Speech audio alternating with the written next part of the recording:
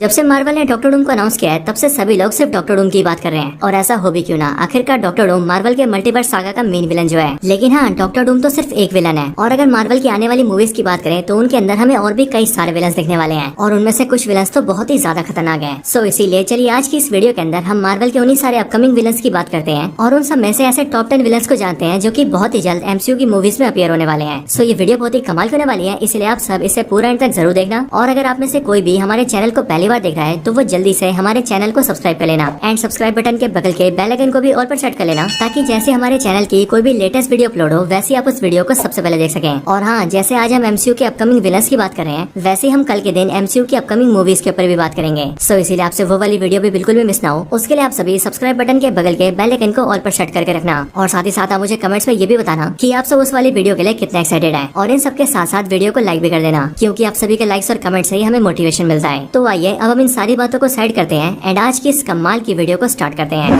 Number 10, the leader. So the leader Marvel comics के सबसे बड़े विलन्स में से एक है, और वो इसीलिए क्योंकि द लीडर एक ऐसा कैरेक्टर है जो कि न सिर्फ फिजिकली पावरफुल है बल्कि उसके साथ ही उसका दिमाग भी बहुत ही ज्यादा तेज है। और अगर आप सबने नोटिस किया हो तो द लीडर हमें दिखा था MCU की द इनक्रेडिबल हल्क के अंदर। MCU की हल्क मूवी के अंदर हमें एक डॉक्टर दिखाया गया था जिसका नाम था सैमुअल स्टर्न्स। और जब यही बंदा जब ब्रूस बैनर की ठीक होने में हेल्प कर रहा था, तब उसी टाइम पर हल्क का थोड़ा सा ब्लड इसके सर के चोट पर गिर जाता है, जिस वजह से वो ब्लड इसकी बॉडी में जाता है और इसकी बॉडी में फिजिकल ट्रांसफॉर्मेशन हो जाता है एंड देन जाकर ये बनता है द लीडर। द लीडर की पावर्स की बात की जाए तो ये लिटरली बहुत पावरफुल है एंड जितनी भी एबिलिटीज दिमाग से यूज की जा सकती है ये वो सारी चीजें कर सकता है, जैसे कि telepathy, telekinesis, gamma ray manipulation, resurrection और इस तरह की बाकी सारी चीजें। द लीडर को लेकर ये बोला जा रहा है कि ये captain America Brave New world का मेन विलन होने वाला है। और सिर्फ यही नहीं बल्कि द लीडर MCU के अंदर कुछ ऐसा प्लान कर रहा है जिससे कि वो MCU के सुपर हीरोज को बहुत ज्यादा नुकसान पहुंचा सकता है। सो इसीलिए देखना तो यही है कि आखिर ये द लीडर करता क्या है। Number 9, mister sinister. तो ये मिस्टर सिनिस्टर बेसिकली मार्वल का एक बहुत ही पॉपुलर विलन है, लेकिन हाँ, ये मेजरली एवेंजर्स का नहीं बल्कि एक्समैन का विलन है। मार्वल कॉमिक्स के अंदर ये मिस्टर सिनिस्टर बेसिकली एक ऐसा साइको साइंटिस्ट है जो कि म्यूटेंट्स के एक्स जीन के पीछे पड़ा होता है। और बेसिकली इसका प्लान ये होता है कि ये म्यूटेंट्स के जीन को हासिल कर ले एंड देन उसके जरिए अपनी पावर्स को बढ़ा ले, ताकि पूरी दुनिया में इसे रोकने वाला कोई भी ना हो। मिस्टर सिनिस्टर बहुत ही पावरफुल है एंड अगर इसकी पावर्स की बात करें तो ये टेलीपैथी कर सकता है, टेलीकिनेसिस कर सकता है, किसी चीज को मॉलिक्यूलर लेवल तक कंट्रोल कर सकता है, अपनी शेप को जैसे चाहे वैसे चेंज कर सकता है एंड अगर ये चाहे तो खुद को कहीं भी टेलीपोर्ट भी कर सकता है। मार्वल वाले MCU के अंदर एक्समैन को लेकर एक प्रॉपर मूवी प्लान कर रहे हैं एंड इसीलिए अगर सब कुछ ठीक रहता है तो हो सकता है कि मार्वल वाले मिस्टर सिनिस्टर को MCU में एक्समैन के अगेंस्ट यूज कर लें।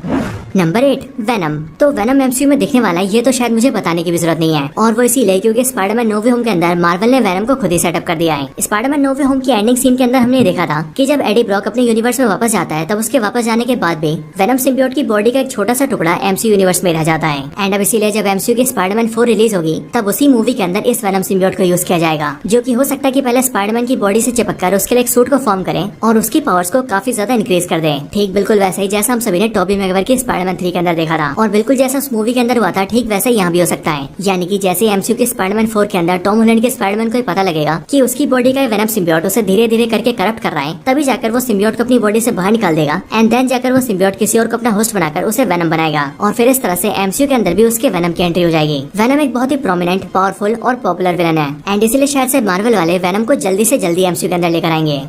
Number 7, red Hulk. तो रेड हल्क भी मार्वल कॉमिक्स का एक बहुत ही बड़ा विलन है जो कि हमें MCU में देखने वाला है Captain America Brave New World के अंदर। इसके साथ ही Captain America Brave New World के ट्रेलर्स के अंदर रेड हल्क को शो भी कर दिया गया है, और सिर्फ ये नहीं बल्कि मूवी के अंदर रेड हल्क की बहुत बड़ी बड़ी फाइट्स को भी प्लान किया गया है, जिनमें से रेड हल्क की एक फाइट सैम विल्सन के कैप्टन अमेरिका से भी होगी। रेड हल्क की पावर्स की बात करें तो ये भी हल्क जितना ही पावरफुल है, यानी कि जितनी पावर्स हल्क के पास है वो सारी पावर्स रेड हल्क के पास भी है। लेकिन हाँ, हल्क और रेड हल्क में ये अंतर है कि जहाँ हल्क एक सुपर हीरो है और वो अपने आप को तबाही से रोकता है, वहीं पर रेड हल्क एक प्रॉपर विलन है, इसीलिए उसकी तबाही करने की कोई भी सीमा नहीं है। जिसका मतलब अगर रेड हल्क एक बार बेकाबू हो जाएगा और तबाही करने पे उतर आएगा तो वो बहुत ज्यादा तबाही करेगा। बट हाँ, यही चीज हम फैंस को बहुत ही मजा देने वाली है।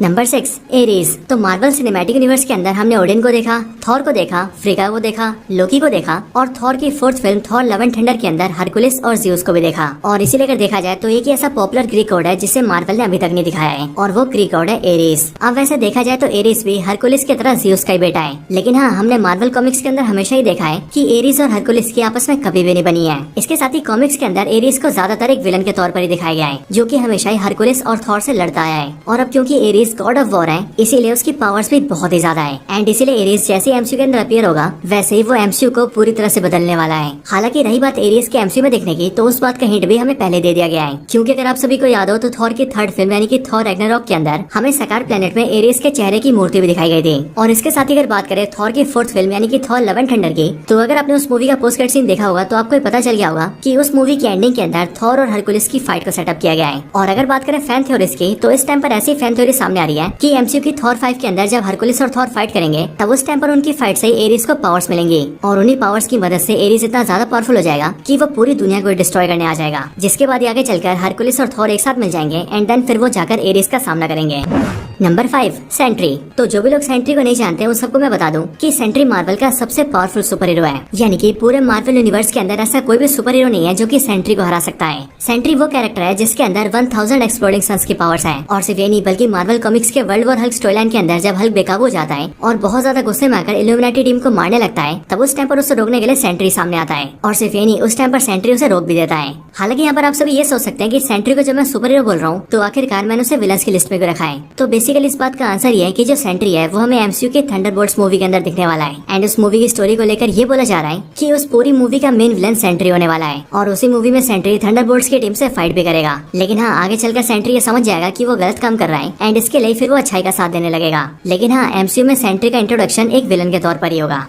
Number 4 Galactus. So Galactus Marvel के सबसे पावरफुल विलन्स में से एक है और वो इसीलिए क्योंकि गैलेक्टस कोई आम बंदा नहीं है बल्कि वो एक कॉस्मिक एंटिटी है। गैलेक्टस की पावर्स का अंदाजा हम सिर्फ इसी बात से लगा सकते हैं कि गैलेक्टस के जो हेराल्ड्स हैं यानी कि जो उसके चेले हैं जस्ट लाइक सिल्वर सर्फर, वो सभी इतने पावरफुल हैं कि वो अपनी पावर से एक प्लेनेट तक को मिटा सकते हैं। एंड कमाल की बात तो ये कि उन सबको उनकी कॉस्मिक पावर्स गैलेक्टस ने दी है। इसीलिए अगर गैलेक्टस चाहे तो वो अपनी कॉस्मिक पावर्स का इस्तेमाल करके सिर्फ प्लैनेट्स नहीं बल्कि गैलेक्सीज तक को मिटा सकता है। गैलेक्टस इतना ज्यादा पावरफुल है कि वो मार्वल कॉमिक्स के कई सारे सेलेस्टियल्स को भी मार सकता है। और सिर्फ ये नहीं बल्कि जब भी गैलेक्टस को भूख लगती है तब वो एक पूरे प्लेनेट को ही खा जाता है एंड उस प्लेनेट से मिली हुई एनर्जी पे फीड करता है। गैलेक्टस को लेकर ये कंफर्म कर दिया गया है कि गैलेक्टस एमसीयू की फैंटास्टिक फोर मूवी का मेन विलन होने वाला है, यानी कि उस मूवी के अंदर गैलेक्टस फैंटास्टिक फोर का सामना करेगा, जहाँ पर स्टोरीलाइन के मुताबिक वो अर्थ को डिवोर करने आएगा यानी कि अर्थ को खाने आएगा एंड फिर उसी टाइम पर फैंटास्टिक फोर की टीम उसे रोकेगी। और अब क्योंकि फैंटास्टिक फोर की मूवी अगले साल ही आ रही है, इसीलिए आप सभी कह सकते हैं कि गैलेक्टस एमसीयू के अंदर एक साल के अंदर अंदर ही दिखने वाला है।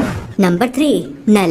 तो अगर आप सभी मेरे चैनल को देखते आ रहे हैं तो ऐसा हो ही नहीं सकता कि आप सब नल को न जानते हो, और वो इसीलिए क्योंकि हमने चैनल के ऊपर नल के बारे में बहुत सारी बातें कर रखी है। यहाँ तक कि नल की ओरिजिन क्या है, नल को कौन कौन मार सकता है और नल को किसने मारा है, इन सारे टॉपिक्स के ऊपर हमने वीडियोस भी बना रखी है। अगर आपको देखनी हो तो आप सभी हमारे चैनल में जाकर देख भी सकते हैं। नल की बात करें तो नल इतना ज्यादा पावरफुल है कि मार्वल कॉमिक्स के अंदर सिर्फ कुछ गिनती के ऐसे कैरेक्टर्स हैं जो कि नल को हरा सकते हैं। अदरवाइज पूरे मार्वल में ऐसा कोई भी नहीं है जो कि नल के सामने खड़ा भी हो पाए। नल सारे सिम्बियोट्स का क्रिएटर है और सिर्फ ये नहीं बल्कि जो नेक्रोसोर्ड है उसे भी नल ने क्रिएट किया है। इसके साथ ही अगर बात करें नल के एमसीयू में दिखने की, तो ये चीज भी अब बहुत ही जल्दी होने वाली है। और वो इसीलिए क्योंकि कुछ टाइम से बहुत ऐसे रूमर्स सामने आ रहे हैं जिनसे कि हमें ये पता लग रहा है कि सोनी वाले नल को वेनम की मूवीज में दिखाना चाहते हैं। लेकिन हाँ, मेरा ये मानना है कि वेनम की मूवीज के अंदर नल को सिर्फ टीज किया जा सकता है, क्योंकि अगर सोनी को नल को प्रॉपर तरीके से यूज करना है तो उसके लिए उन्हें एवेंजर्स की भी जरूरत पड़ेगी। और अब क्योंकि सोनी वाले मार्वल के साथ स्पाइडरमैन को शेयर में यूज कर ही रहे हैं, इसीलिए हो सकता है कि आगे चलकर जब वो नल को टीज करे तब वो उसे भी एमसीयू के अंदर दिखाएं, जिसके बाद उसी नल का सामना करने और उसे रोकने के लिए पूरी एवेंजर्स टीम के साथ साथ स्पाइडरमैन और वेनम को भी सामने आना पड़े। अब मेरे ख्याल से इस चीज को होने में कुछ टाइम लग सकता है, लेकिन हाँ, नल इतना पावरफुल और इतना पॉपुलर विलन है कि मार्वल और सोनी उसका इस्तेमाल किए बिना रह ही नहीं सकते हैं। इसीलिए नल भी अब बहुत ही जल्द एमसीयू के अंदर दिखने वाला है।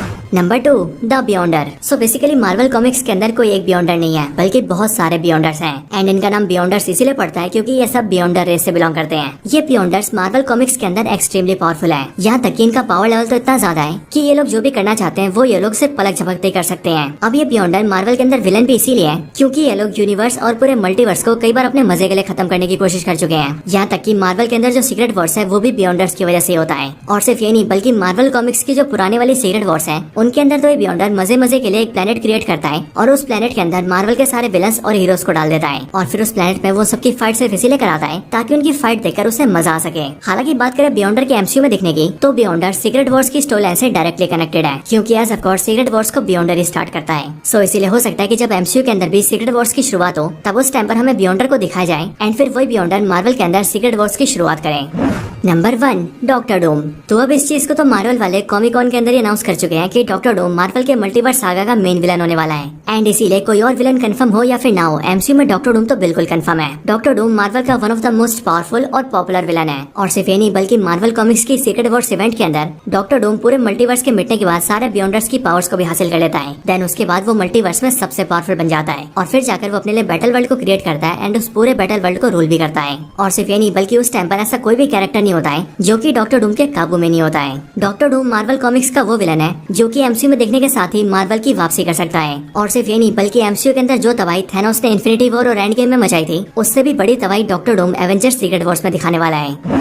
सो दोस्तों, यही थे वो टॉप 10 विलन्स जो कि बहुत ही जल्दी एमसीयू में दिखने वाले हैं। वैसे आपके हिसाब से और भी कोई ऐसा विलन है जो कि एमसीयू में दिख सकता है तो आप उसका नाम भी कमेंट्स के अंदर बता सकते हैं। और हाँ, अगर आपको ये वीडियो पसंद आई हो तो आप लोग इस वीडियो को लाइक करने के साथ साथ कमेंट भी कर सकते हैं। और जिन्होंने चैनल को सब्सक्राइब नहीं कर रखा है वो लोग जल्दी से चैनल